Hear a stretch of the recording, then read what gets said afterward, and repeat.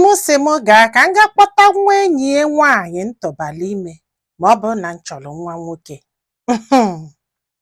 Ofu nwoke sị bụ na ya na-alụ na hotel, ịghọtago? So na o nwee one other girl na-alụkwa ebe afọ, ya na ya na-abụ na-akwụ.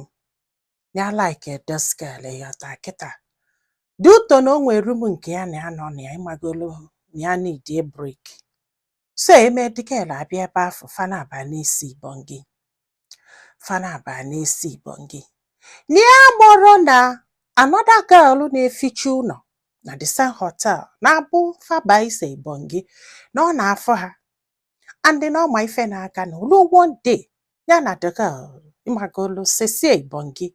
The girl pụọ, ya asa arụ sasịa arụ, yile apụ ya na-apụta. Ọlụ ebidobe ma maka the girl na-abịa n'oge na wee fichebe ebe niile, mgbe ụfọdụ abalị ka o ji efiche.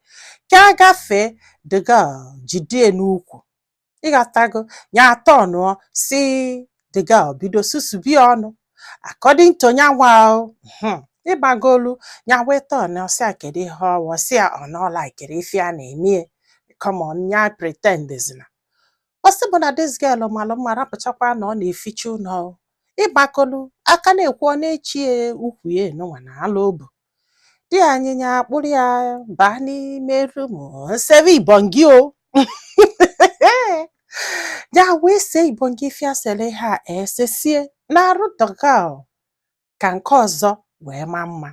Mana nke ọzọ kia more enlightened, ịgbago more educated and fashion wise. Akwịghọta na ọsị bụ mana when you come inside na nke nwa na-eficha ụlọ nyere ife nya chọ. Ọsị mụfa wee bidokwa wee sebezie ibongi. Dịka ọ na-amonitozi nyanwa. Ya na dịka ose n'ụtụtụ mgbede ya na nke na-eficha ụlọ ese. Fana atọ na-esele onwefe ibongi. Ọsị m na akwana ya.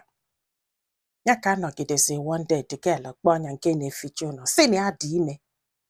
Ya kwesị a ka ife omine ma nwatakịrị ka ọ bụ ka ife o ji wee gba nkịtị dị ime. Ape ya tago. Ya wee sị a na ọ bụrụ sọsọ ya na ya adọrọ ready. Si this girl na-echekwa na egwuregwu maka na mgbe ọ gwara ya na ya cheme egwuregwu a na-eme ọkwụsịkwa ịbịa ọlụ. After 3 weeks this girl na mama ya wee bịa n'ebe ya na-alụ ọlụ wee meetie manager wee gwa manager na ya tọbala ya ime. Ya wee manager wee kpọọ nya fa wee kpebe. Asị m na ọkwa na wee kpegide kpesie. Manager wee sị aso ugboro na-ene ka unu sele ibongi na fe nwere ike ịgụta. Manager wee sị ịsaida na ọndụ ba the girl ọ na ume gịnị ya faya gị ya abịazi n'ọlụ. Ọsị m ọkwa na ya. Ya wee sị amọ ihe a ka o nwere ike ikwu. Manager say yes. Ya wee sị manager na o nwere right ịfa ya. And n'eziokwu eziokwu na mgbe ya sainela akwụkwọ ya ji lụba ọlụ na manager nwere right. No, the owner of the hotel bụ onye nwere right ịfa ya. Ọkwa ịghọtago? Ya wee jụ na ya ma nkwụsị ọlụ. After all, ọ bụrụ ya nwa ha yalịa. So the girl wee na. N'ife manager mezie bụ ka anụpụbezieli isi o wee jegwaza the owner. The owner wee ka wee sị the lady nya kpọrọ mami ya bịa wee sịkwa onye nke a nya kpọrọ mami ya nya kpọrọ onye ọbụla ọ maala bịa. O wee leo that day wee kpebe wee kpegide kpesie. So ya wee na-ekwu keep on saying na ọ bụrụ sọsọ ya na o nwere enyi nwoke ọzọ na ya dọshọ maka na emitiri ya azụ nwaanyị na-amarọ nwoke. Ọkwa ịghọtago?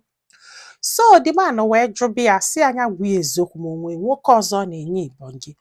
The lady wee sị yes na onwe nwoke ọzọ na-enye ibongi mana ya na-abụ na-esebe ibongi before ya wee meet onye nke a na ife niile fasego na ibongi na ya dunuru ime until onye nke a wee sebe ibongi ya wee bodozie ya aka wee sị na ya ma nnụ.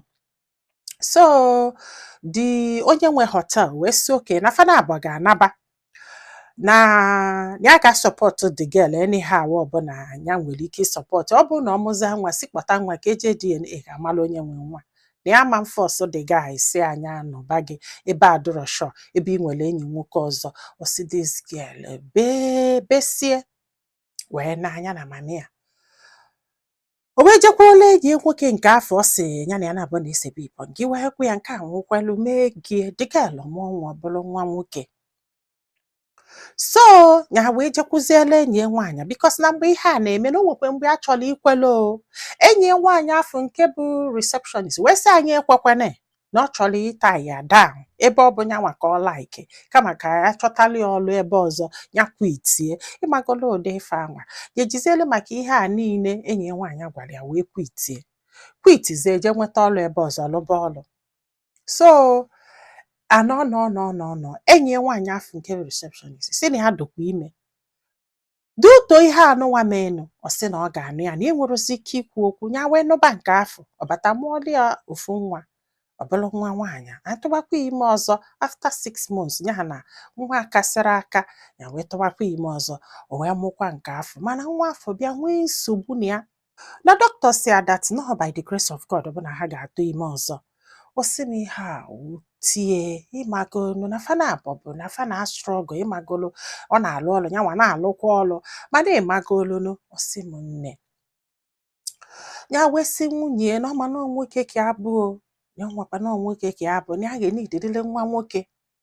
O si m ka dị nke na-eficha ụlọ mụọlụ nwa na ịfụ nwa na carbon copy na nwa afọ bụ nwa ya na ya maalụ na ya dụrụ ready and na this girl wụ nwunye gbakiridolie na-esi bomba to bomba ya gwakwa na ya emene na anya eme n'ibie kịta ya na-edele nwa nwoke iji wee mezuo ezinụlọ ya.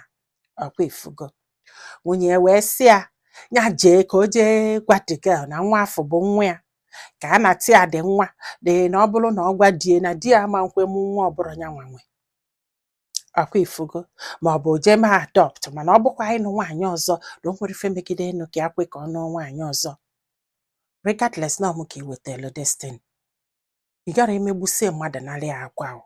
Yes, itise mmadụ ifesi anya ebe n'akwa mba onye itielu ife ga-ahapụ ya ka o bee akwa. Isi na ọ bụrụ gị nwee nwa afọ isi na ị chọrọ isi na ọ bụrụ sọsọ gị olu kịta Chukwu gọzieli enye nwoke ọzọ amara all these things that happened now iwe chọọ ka ije gbasara ya mara ejie onwere ife ome gị n'ọfọ gị n'anya onwere ife ome gị n'opiki gị reject anya na inweta gị ife ịchọ kama wee were ụtarị wee bịa iwe chighekwa azụ na-achọ ife ị ga-eme. Don't try it. Emekwenie o emenie mana unu eji na ife nkwu wee judge. Kedu ife ọdụdụ ka this guy mee anya jee kwuonu maka na ọnwụ ya maka na ọnwụ ya actually etele ugbo etele ose na ọnwụ ya ọnya jee no be this lady now o denial mgbe ọ na-idilie ka o jee gwa ya nyakpa ịnya nwa ya maka condition ha fụrụ onwe ha na ya ka onye move on o isaida na fatwele ekpele for that miracle on o jee nụ nwaanyị ọzọ on o mere adopt and let this lie like forget about it and move on.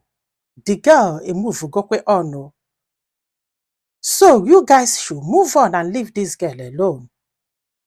Ma ịchọkwa m o ịghọtago mana gwa anyị filo na comment section maka na ọ ga-enyelu this guy aka iji ma ife ọ ga-eme ma nyekwasịalụ m aka tụsa ozi a ka ụlọ ndị ọzọ ntị ndị be anyị daalụnụ ka ọ dị n'ụbọchị ọzọ.